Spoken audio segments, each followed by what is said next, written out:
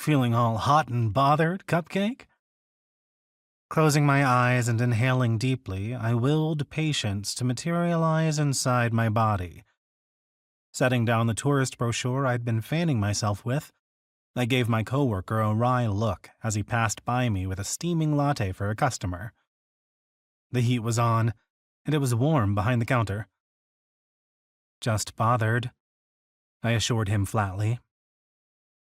I'd always found the atmosphere in Common Grounds, the popular little cafe nestled just a few blocks down from Byron Bay University's campus, to be enduringly relaxing.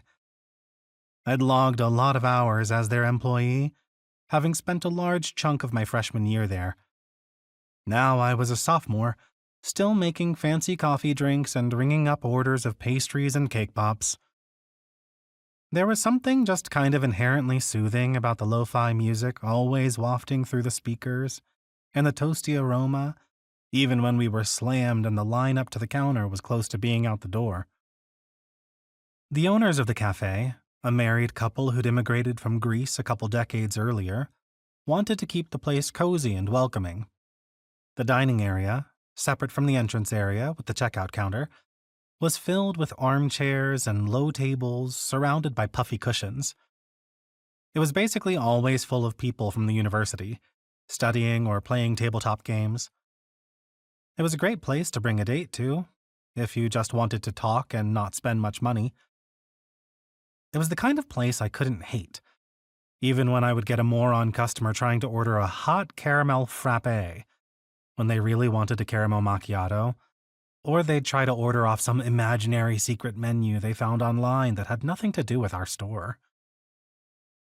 That was how I'd felt until my roommate, who I was unfortunately pretty fond of, begged me to put in a good word with my boss to get this other guy we both knew, Caelyx Vane, hired on there too. Wren, the traitorous roommate in question, only cared about it because his boyfriend Maddox was Caelyx's housemate. And when Maddox wanted something, Caelyx getting a job in this case, Wren was all in for whatever that cause might be. So that was how I'd ended up with the most annoying person I knew as my coworker. Wren had probably been rewarded for his efforts with an enthusiastic blowjob or 10. But what had I gotten in return for my good deeds? The whole situation was a pain in the ass.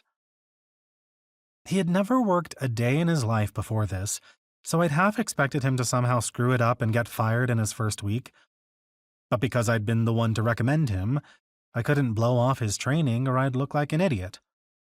And now, a month and a half later, my boss loved him because all the giggling, blushing girls, and even sometimes giggling, blushing guys, showed up in droves to see him. And of course, they bought drinks and food in an attempt to make it not so completely obvious that they were only there to flirt with him and be flirted with in return.